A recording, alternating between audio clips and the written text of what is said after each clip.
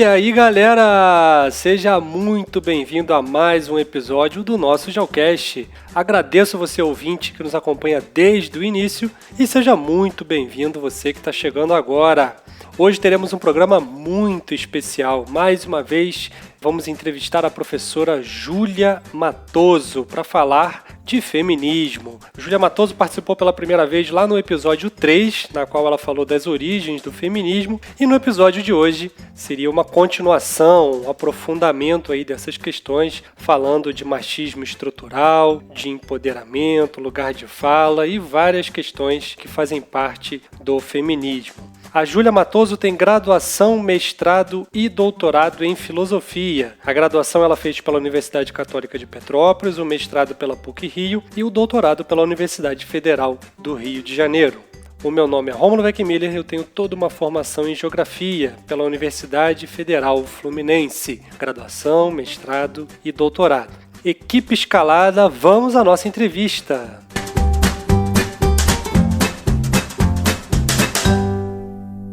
Fala galera, estamos de volta para mais um episódio do Geocast e hoje eu tenho o prazer de receber novamente a professora Júlia. Tudo bem, Júlia? Tudo bom.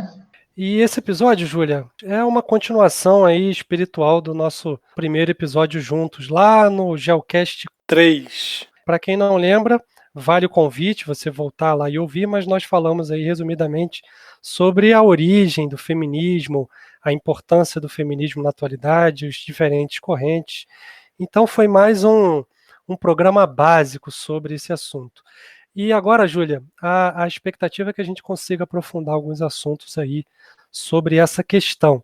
Já vou começar te mandando uma pergunta muito importante. Nos últimos anos, cada vez mais ouvimos falar sobre o machismo, né? Não deixamos de ser machista, pelo contrário, somos cada vez mais. Apenas é um assunto que vem aparecendo mais na mídia, nas rodas de discussão, principalmente nas escolas, né, da qual a gente faz parte. E eu queria saber de você, Júlia, o que é o machismo, qual é o conceito de machismo estrutural e se você puder dar uns exemplos de como ele aparece no cotidiano.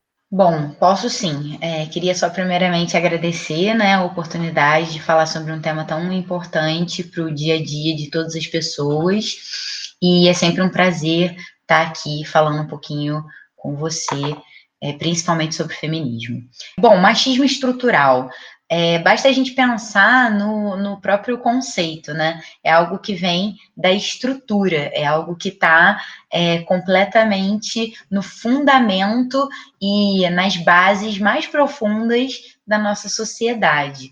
A gente tem aí um sistema hoje atual, vou fazer um paralelo com o sistema capitalista, que muita gente pensa que são duas coisas separadas, mas são duas coisas que estão muito atreladas, né, muito entrelaçadas, o patriarcado e o capitalismo. Então, essa estrutura diz respeito a todo esse sistema que a gente está inserido, que a gente sabe que ele é completamente estrutural, e a gente não vê. Parece que faz parte da nossa natureza, mas, na verdade, foi imposto pela nossa cultura. E foi imposto o quê? Primeiramente, a diferença entre gênero, que gênero é só uma outra palavra que a gente pode usar para determinar estereótipos sexualizados. Então, ele surge, né, com essa diferença entre os gêneros, que também é uma diferença estrutural, que a gente debateu lá no Geocast 4, exatamente sobre esse abismo que acontece quando a gente constrói essa separação de gênero entre feminino e masculino. E a gente cria essa estrutura e a gente reproduz com muita facilidade. Por quê? Porque serve ao sistema. Então, o que a gente tem o tempo inteiro, né, no nosso cotidiano para reforçar esse machismo estrutural? A gente tem a noção primeira, né, de que mulheres são o sexo frágil, né, de que mulheres são mais recatadas, mais quietas, necessariamente mais cuidadoras. Então, a partir desse estereótipo do gênero feminino, a gente atrela todos os outros estereótipos que vêm com o trabalho doméstico, né? Porque se a gente for pensar, dados estatísticos comprovam que as mulheres gastam cerca de 24 horas semanais nos trabalhos domésticos, enquanto que os homens que trabalham gastam apenas 10 horas. A relação de cuidado, a maternidade compulsória, a gente tem também nessa relação aí o consumo de pornografia, a prostituição, a própria construção da feminilidade. Quando a gente pensa em feminilidade, a gente tem um problema muito grande aí. Por quê? Porque quem construiu o estereótipo e o conceito de feminilidade não foram as mulheres, foram os homens. Então, até que ponto eu sei de fato o que é ser feminina? Porque a feminilidade na estrutura patriarcal e machista que vivemos, ela é uma objetificação da mulher, né? O que significa ser feminina? É se depilar, é se maquiar, é usar salto. Então a gente atrela esses estereótipos femininos a uma suposta natureza feminina que na real não existe. Não existe uma natureza feminina, não existe nenhuma qualidade, nenhum valor, nenhum modo de vida que seja especificamente feminino. Isso seria admitir a existência de uma natureza feminina que não existe. Por quê? Porque esses comportamentos são dados a partir da socialização. Eles são dados a partir do momento que as meninas, as mulheres, são socializadas desde muito cedo, por exemplo, a olharem os seus corpos como objetos. Por quê? Porque a coisa mais importante que existe para uma menina nesses estereótipos que a gente vive é ser bela, né? Se manter bela, é ter o cabelo bonito, é ter a unha bonita, é ter o corpo bonito. E aí tem toda essa questão também da ramificação do corpo, né? Então a gente vê isso o tempo todo no cotidiano. E ainda confundindo, né? Eu lembro que lá na primeira vez que a gente falou sobre o feminismo, no episódio 3, eu citei algumas diferenças dos feminismos, né? E aí que a gente cai naquela cilada, né? Do feminismo liberal, porque a gente tem muitas pessoas pensando que a mulher é livre para escolher se maquiar. Eu escolho me maquiar porque eu acho maquiagem lindo, eu escolho usar salto alto porque eu acho salto alto lindo. Isso explora a minha feminilidade. Só que a gente esquece que a gente está pensando aqui não é na obediência dos estereótipos, mas sim no questionamento deles. Esse cotidiano aí é um pouco do que a gente falou no nosso último encontro, né?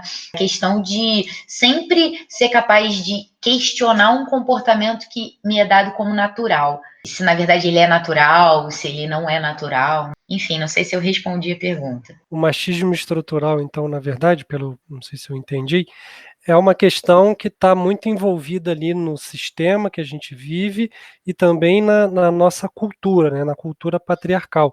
Você estava falando aí sobre o quanto que essa questão ela é construída e eu lembrei, bom, acaba que agora a gente está em quarentena, né? A gente inclusive está fazendo esse episódio remotamente, cada um na sua casa, e eu estou colocando aí algumas séries em dia. Voltei a assistir a série Vikings, que tinha ficado para trás.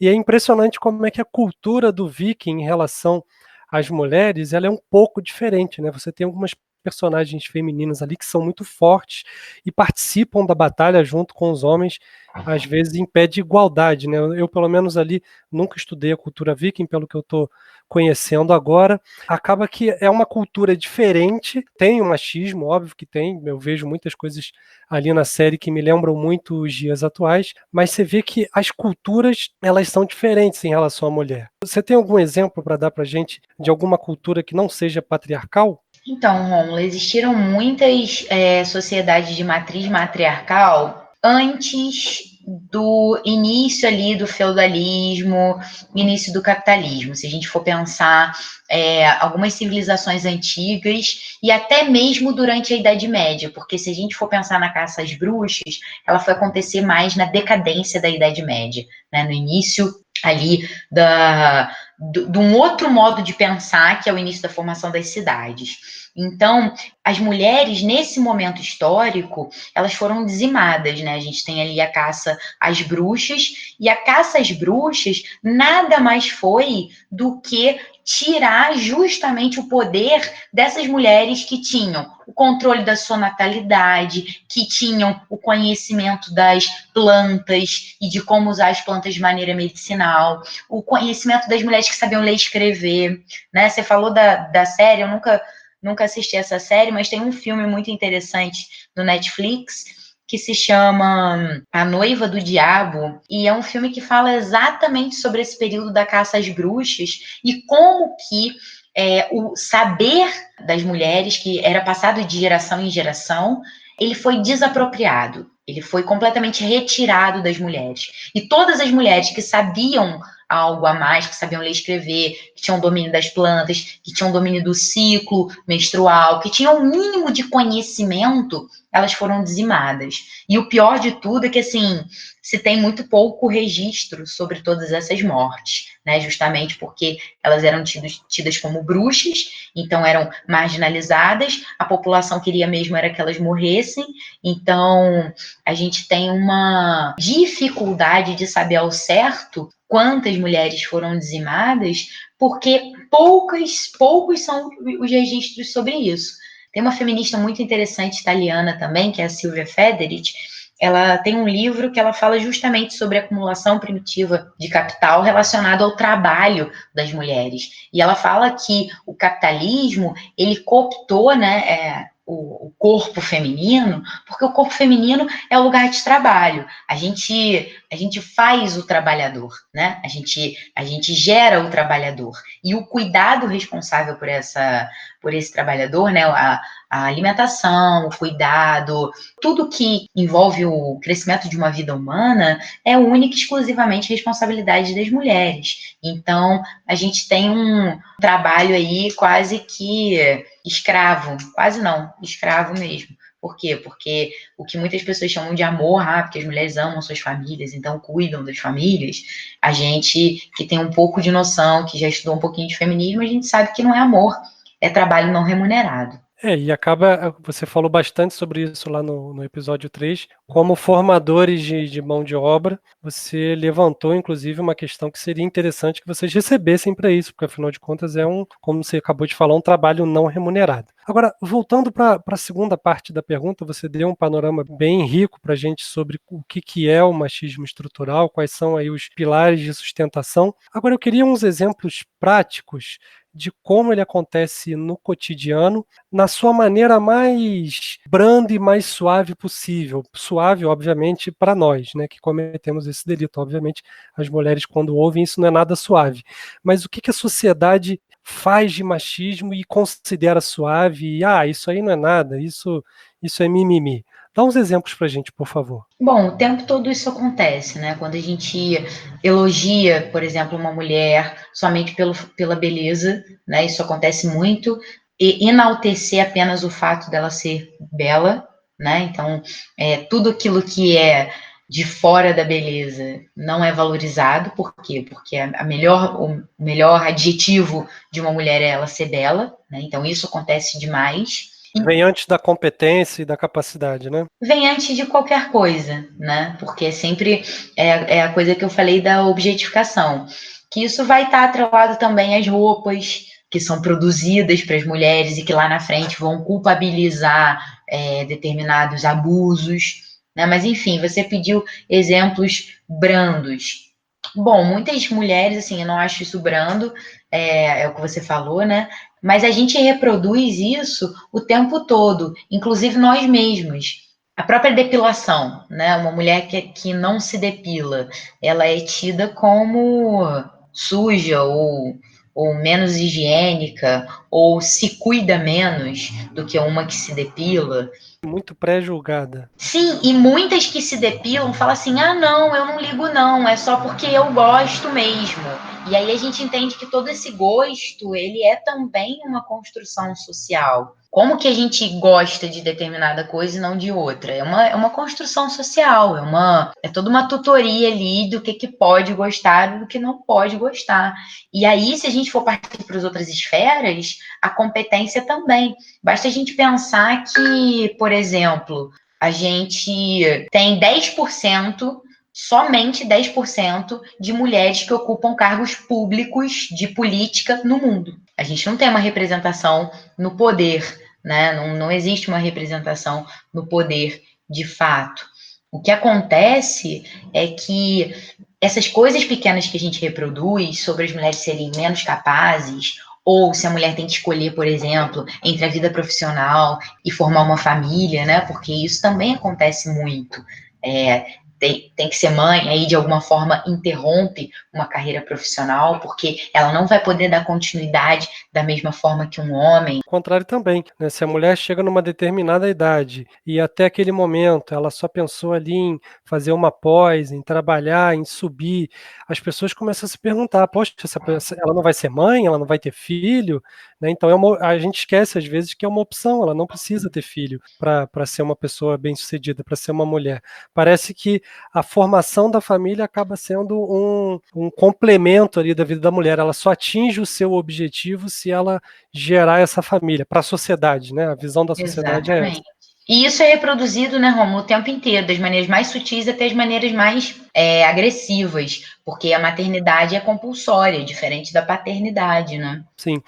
E eu lembro que da outra vez que a gente conversou, você, né, fora da gravação, me deu algumas dicas de material para ler, para assistir. Eu fiquei muito interessado, realmente me tocou bastante um documentário que você pediu para eu ver chamado O Silêncio dos Homens, né? Então, partindo do pressuposto que a questão da mulher, ela para ser mais ouvida, ela vai depender aí de toda uma representatividade política, que pelo menos agora em 2020, para os próximos 2, 4 anos, ainda está um pouco longe de acontecer. Nós temos que atacar duas frentes. Ao mesmo tempo que a gente deve aumentar a representatividade das mulheres na política, talvez também seja um objetivo interessante a gente criar os homens de maneira diferente para que eles consigam ver todos esses problemas. Você concorda comigo? Concordo, eu acho que, na verdade, criar todo mundo de uma forma diferente, né? Criar as meninas que estão nascendo, criar os meninos que estão nascendo de uma forma diferente, porque, infelizmente, a maternidade ela é tão pesada porque a gente acaba reforçando as normas de restrição que nos foram colocadas, né? Então, é muito fácil a gente reforçar o machismo na criação e na educação. Por isso que é uma desconstrução cotidiana, né? A maneira como os homens são criados precisa ser repensada e precisa ser reestruturada. Eu acredito que talvez daqui a 15, 20 anos a gente tenha assim um resultado bem bacana, justamente por conta dessa criação. Porque o que acontece é que nós, mulheres, né, como mães, nós também somos grandes reprodutores do machismo. E esse é o grande desafio. É a gente parar de reproduzir, a gente ser capaz de pensar o que a gente constrói na criação das nossas crianças. Isso acaba perpassando por um tema que está uma palavrinha, que é uma palavrinha que vem aparecendo cada vez mais, principalmente dentro das escolas, né? Um ambiente que a gente faz parte, mas até na televisão, as séries, etc., que é a palavrinha empoderamento. Júlia, você podia falar para a gente, resumidamente, o que a gente pode entender por empoderamento? Bom, empoderamento, eu acho que não existe outra palavra senão liberdade. Empoderamento tem que ser um empoderamento que torna essa pessoa livre, de fato, de todas essas amarras sociais, de todas essas objetificações, de todos esses estereótipos que são atrelados à mulher. O que a gente vê também, desculpa se eu estiver sendo repetitiva, mas o que a gente vê é que esse conceito, essa palavra, ela é muito explorada da maneira equivocada, porque a gente vê, por exemplo, meninas postando fotos nuas ou semi-nuas, e muita gente fala que isso é empoderamento.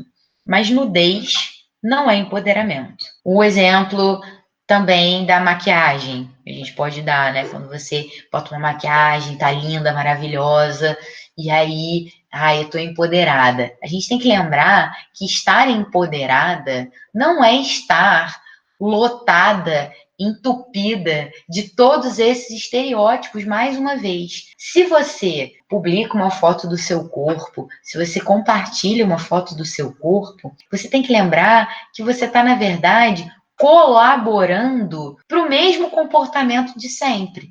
Porque a gente não está trazendo nada de novo. Entende? A gente não tá. Essa era uma grande reivindicação das mulheres negras, por exemplo, com o feminismo. Elas não se sentiam representadas com o feminismo. Por quê? Porque muita gente pensa na Marcha das Vadias, por exemplo, que é uma das grandes portas de entrada para o feminismo. E nas mulheres sem camisa, as mulheres de peito de fora.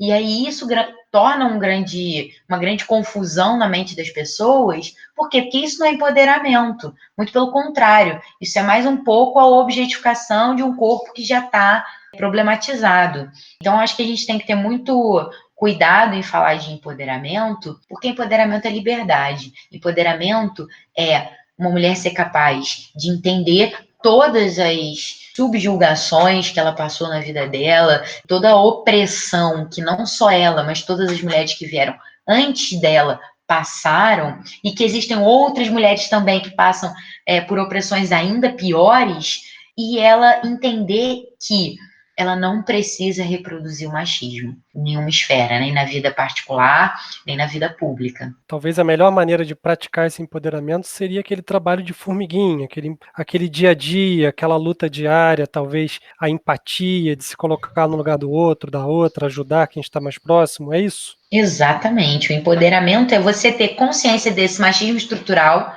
que a gente está debatendo desde o início. Tendo consciência desse machismo estrutural, você começa a desconstruir, você começa, ou minimamente, a repensar suas práticas diante de um outro cenário, né, de um outro mundo possível. Naquele documentário que você pediu para eu ver, O Silêncio dos Homens, fala um pouquinho sobre empoderamento lá mais ou menos na metade. E uma questão que eu achei interessante, as meninas, né, as adolescentes falando, até as professoras, o pessoal mais velho, falando que o empoderamento ele é muito forte nas escolas. Parece que as gerações que estão vindo aí são gerações que não levam mais o problema para casa, né? Isso no bom sentido, não estou falando aqui de agressão física nem nada, mas não deixam passar o que antes era visto como mimimi, ou não era machismo, era uma coisa que como sempre foi. Você tem essa percepção de que o machismo, o empoderamento, ele é mais forte na geração mais nova? Sim, eu tenho essa impressão, com certeza. Até comparando assim com a nossa geração, né, Rômulo? Eu não sei você, mas na escola, eu não debati feminismo na escola. Eu me formei, faz 15 anos que eu me formei no terceiro ano do ensino médio. Eu não vi feminismo na escola, eu não vi feminismo na minha faculdade, eu não vi feminismo no mestrado, eu não vi feminismo no doutorado. Então, assim, eu fui entrar em contato com o feminismo por conta própria. Não foi, apesar de ser formada em filosofia, a filosofia nunca me possibilitou esse contato com o feminismo. Muito pelo contrário, o ambiente acadêmico da filosofia é completamente machista, completamente sexista. A gente estuda majoritariamente filósofos homens. Acho que na minha faculdade inteira eu não estudei nenhuma mulher. Eu não estudei nem a Simone de Beauvoir, eu estudei na faculdade. Então, assim, só para a gente entender o panorama, eu estou falando de uma década atrás, 2 décadas no máximo, né? Porque eu me formei em 2005, no terceiro ano do ensino médio, me formei na faculdade em 2008, terminei mestrado em 2011, enfim, a gente está falando de uma década. E hoje, as nossas alunas, o pessoal que está na escola hoje, já tem propriedade para falar de feminismo, elas já se dizem feministas, né? Muitas talvez ainda não saibam muito bem o que isso significa, mas elas se dizem feministas e elas procuram entender. Então, acho que assim, é um amadurecimento que demora também, não é a partir do momento que eu me falo feminista ou que eu luto para me empoderar, eu consigo isso, né? Não, é um trabalho gradativo, é o que eu falo, um trabalho cotidiano, essa coisa da formiguinha que você citou, é você cotidianamente entrar em contato com uma luta. Mas o lado que eu vejo muito bom disso é que, assim, cada vez menos as mulheres silenciam as agressões e os assédios. E isso é um lado muito bom do empoderamento e da liberdade de fala. Por quê? Porque quando elas sofrem um abuso ou quando elas vivem uma relação de abuso, elas já sabem identificar isso. E isso é muito bom. Por quê? Porque se a gente for pensar o que eu estava falando há 10 anos atrás, se vivia uma relação abusiva, nem se discutia sobre isso, nem se pensava sobre isso. A gente achava que o cara tinha razão, a gente achava que as mulheres estavam erradas e que é isso mesmo, vida que segue. Até hoje isso acontece, claro, não estou falando que não acontece mais, mas assim, eu acho que cada vez mais as mulheres estão com propriedade para não aturar mais esse tipo de comportamento por parte dos relacionamentos abusivos, por parte de um parceiro abusivo. Nem nos próprios relacionamentos, nem nos das amigas, né? Eu tenho reparado aquela frase do em briga de marido e mulher, ninguém mete a colher, para essa geração não existe, e estava na hora dessa frase cair, não é verdade? Exatamente, porque a gente vive no país, no quinto país que mais mata mulheres no mundo. Então, não tem como a gente ficar calado numa situação de violência doméstica ou de violência patriarcal. Tem uma filósofa norte-americana, Bell Hooks, ela fala que seria excelente se a gente mudasse o termo de violência doméstica para violência patriarcal, porque é uma violência que está atrelada ao sistema, né? Não é uma violência meramente que acontece dentro de casa, que é o conceito que é passado, né? É uma violência que faz parte da estrutura do sistema. E em tempos de pandemia, né, o mundo aí em quarentena, saiu uma nota preocupante essa semana no site da ONU, em que os cientistas sociais lá da ONU, eles calculam que a violência patriarcal, né, já usando aí o novo termo proposto, vai aumentar mais ou menos em 30%, ou seja, todos aqueles números de violência que você falou lá no episódio 3, que já eram altíssimos, você imagina o quanto trabalho a gente vai ter para contabilizar isso aí no pós-pandemia, né? Exatamente, porque muitas mulheres estão em casa trancadas com seus agressores. E muitas delas não têm nem como sair de casa. Não é só pela questão da pandemia, mas é porque aquele agressor é o provedor, né? Já vindo dessa cultura machista e patriarcal, onde é o homem que provê. Então, ela já está refém ali daquela estrutura. Em tempo de pandemia, pior ainda, porque o agressor dentro de casa, né? Possivelmente, ela não tem nem como fugir ou tentar sair desse ciclo de violência, né? Exatamente. Cada mês nós vemos aí homens falando sobre feminismo, né, dando a sua opinião, fazendo questionamentos, às vezes na boa fé, no interesse, mas algumas vezes também na má fé, tentando diminuir, tentando ridicularizar. E aí vem um outro conceito que vem aparecendo muito na mídia, nas discussões, que é o lugar de fala. Ô, Júlia, você podia falar um pouquinho para a gente sobre esse conceito, lugar de fala? Bom, o lugar de fala, ele é um conceito que gera um pouco de confusão, porque a gente pensa, então só quem pode falar sobre machismo, feminismo são as mulheres. Só quem pode falar sobre racismo é o povo preto. Só quem pode falar sobre educação é o professor, e etc.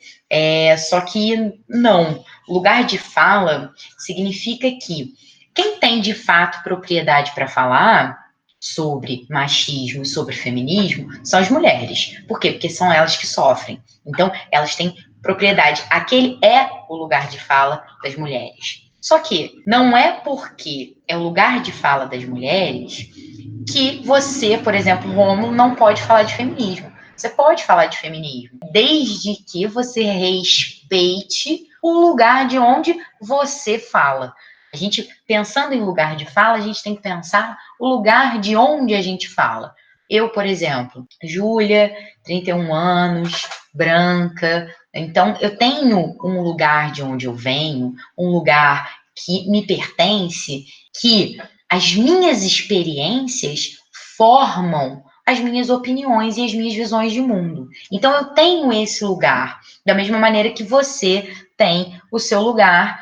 Isso não significa que a gente, por exemplo, como branco, a gente não possa ser antirracista, a gente não possa falar contra o racismo. Muito pelo contrário, a gente deve falar contra o racismo, né? Então, assim, a confusão que existe é que, não, então eu não posso falar sobre violência patriarcal, violência doméstica, porque eu sou homem. Não, você pode falar, você deve falar, principalmente na ausência de uma mulher, né? Se não tem nenhuma mulher ali, e esse tema precisa ser debatido, é ótimo que você fale, né? Porque o que a gente sente dificuldade, essa coisa que você está falando da educação dos homens, o que eu sinto também, essa dificuldade, é que eu fico me perguntando quando os homens se reúnem só eles, quem está ali de fato desconstruindo o machismo ou se estão todos rindo das mesmas piadas de sempre.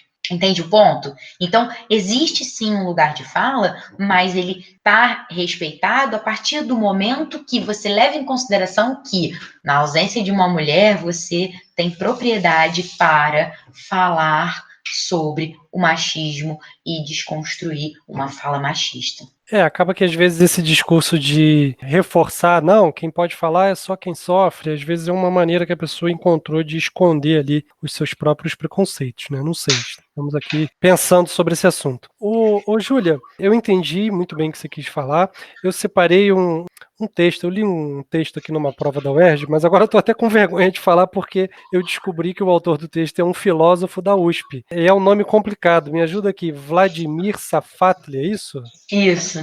Eu tô até com vergonha agora de usar, depois que você falou que são todos machistas, talvez o argumento aqui do Vladimir caia por tabela. Mas enfim, como já estava separado, ele tem um texto aqui muito interessante falando sobre, não o lugar de fala, né, mas o nome do texto é Quem tem o direito de falar, e ele perpassa aí por várias questões que você falou, só que o foco dele acabou que não era o feminismo, era a questão dos negros e dos refugiados. E ele fala aqui sobre a questão do afeto, né? Como uma circulação de um afeto às vezes é muito mais efetiva do que uma ideia, né? Então, os refugiados a questão dos refugiados já estava na mídia, mas ela só teve o seu verdadeiro destaque, só teve realmente ali medidas sendo tomadas quando apareceu aquela foto daquele garotinho lá, não sei se você se recorda, desacordado, né, morto na beira do mar. Na praia. Então, ali naquele momento, todo mundo, quem não era refugiado, o europeu, o americano, o australiano, todo mundo se colocou no lugar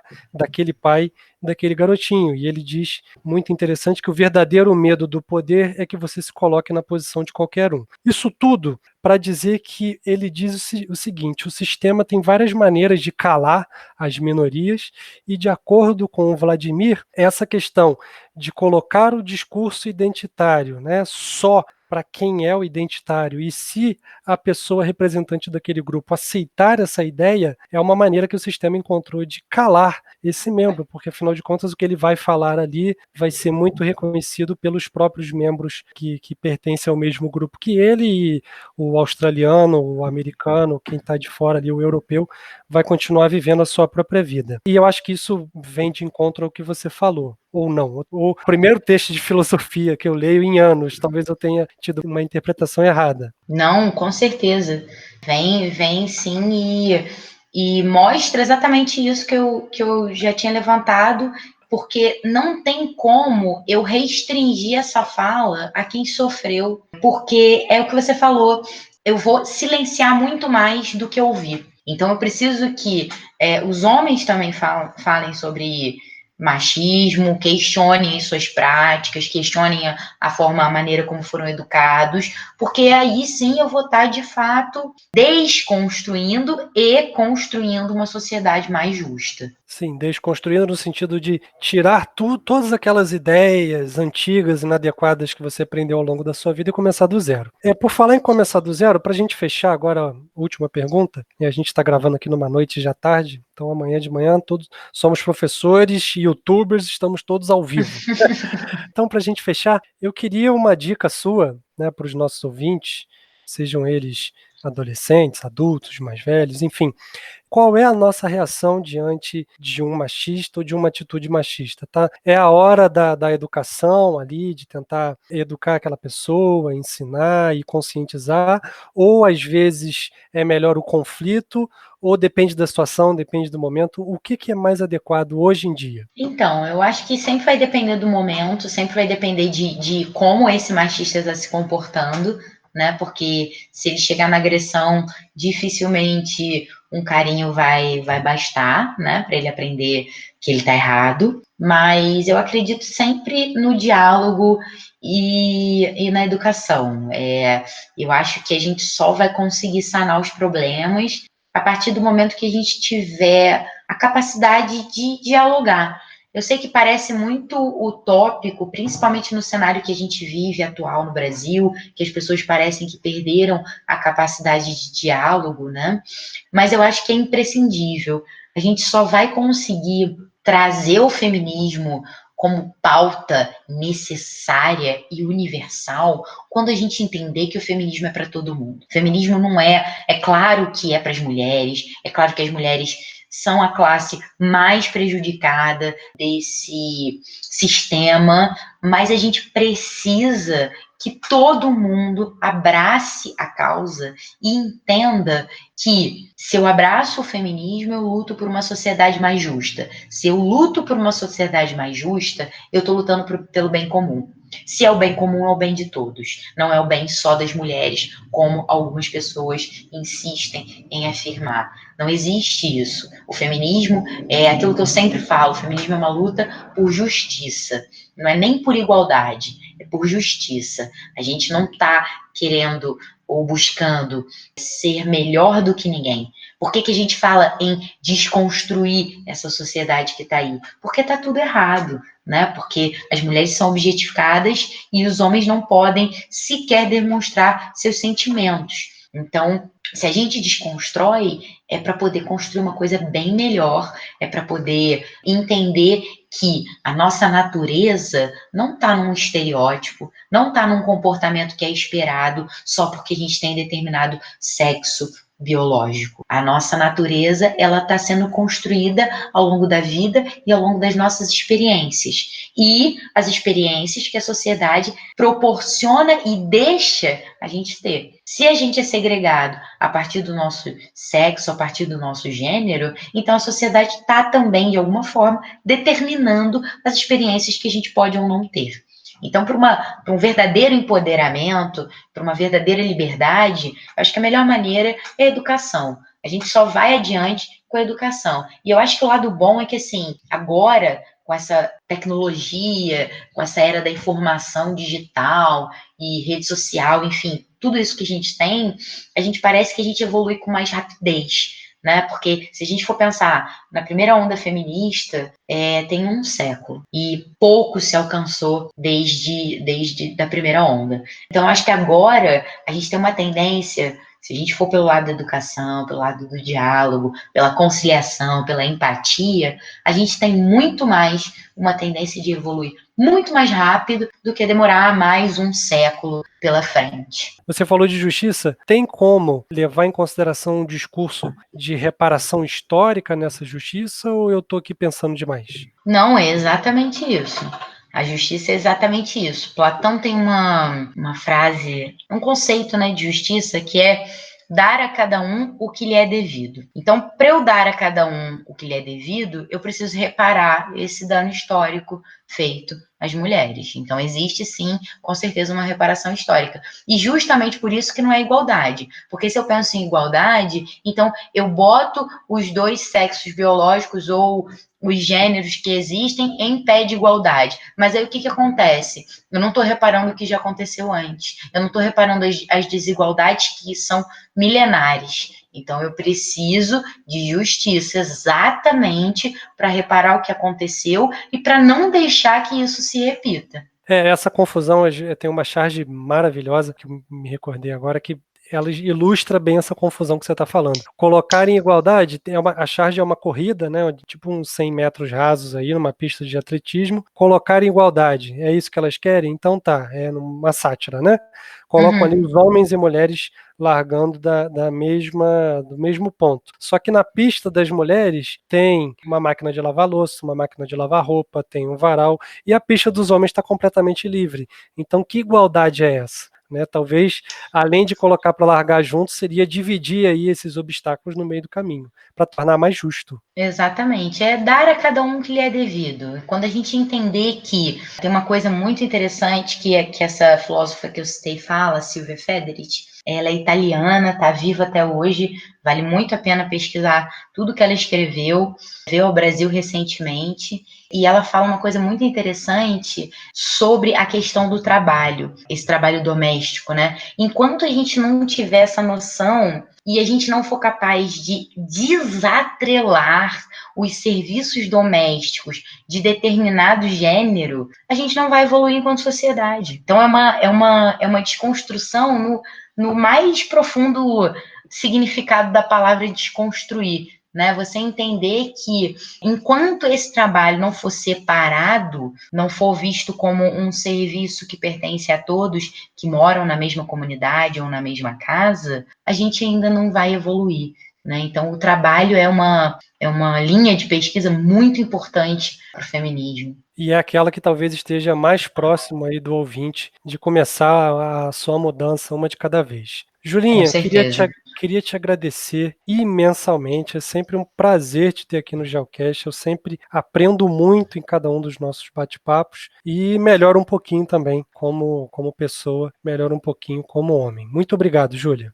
Eu que agradeço e seguimos firmes e fortes aí nessa quarentena. Se aparecer mais algum assunto importante aí, a gente fecha uma trilogia. Demorou. Falou, obrigado. No programa de hoje vimos o quanto o machismo está enraizado em nossa sociedade, daí o nome machismo estrutural. Vimos também a importância do lugar de fala, não no sentido de restringir a fala apenas para o grupo identitário, mas saber de que posição você está falando e saber olhar para a visão do outro. A empatia, nesse caso, é fundamental. E a questão do empoderamento também foi muito bem explicada pela professora Júlia. O empoderamento como uma luta diária contra o machismo, né, nas atitudes ali do dia a dia, um trabalho de formiguinha. Dessa maneira, é muito importante a reflexão após ouvir esse episódio para que lutemos por justiça, porque afinal de contas, as mulheres elas não buscam a igualdade, elas buscam a justiça, como muito bem explicado pela Júlia. Eu queria deixar agora três dicas culturais, na verdade, 2 autoras e um seriado. A primeira autora seria a escritora nigeriana, feminista, negra, chamada Chimamanda Ngozi Adichie. A Chimamanda ela ficou famosa por uma palestra no TED Talks, que ela falou sobre o perigo de uma simples história, né, no qual ela conta aí todos os preconceitos que ela sofreu na pele quando foi morar e fazer faculdade nos Estados Unidos. E ela tem livros imprescindíveis para quem quer entender um pouco mais sobre as questões feministas. São vários romances, todos os romances representam situações do dia a dia que as mulheres, e principalmente as mulheres negras, passam, mas tem um livro bem beabá dela chamado Sejamos Todos Feministas. É um livro aí que você vai ler em menos de 1 hora e vai ter uma boa base aí de várias discussões feministas. E uma dica interessante, ele está de graça no serviço de e-books da Amazon, então corre lá e aproveita que é por tempo limitado. Uma outra escritora muito importante, agora uma escritora brasileira, é a Djamila Ribeiro. A Djamila Ribeiro, ela é filósofa, ela é feminista, negra, escritora, e ela trouxe o conceito de lugar de fala para o Brasil no seu livro do mesmo nome, né, Lugar de Fala, de 2017. Recomendo esse livro para quem quiser entender um pouco mais sobre o assunto. E também recomendo um livro do ano passado, chamado Pequeno Manual Antirracista, mostrando como o racismo está enraizado aí também na nossa sociedade, na visão de uma mulher negra, que é o caso da Djamila Ribeiro. Uma dica interessante é o preço. Você encontra esse livro lá no mesmo catálogo de e-books da Amazon por menos de R$10, então realmente está valendo muito a pena.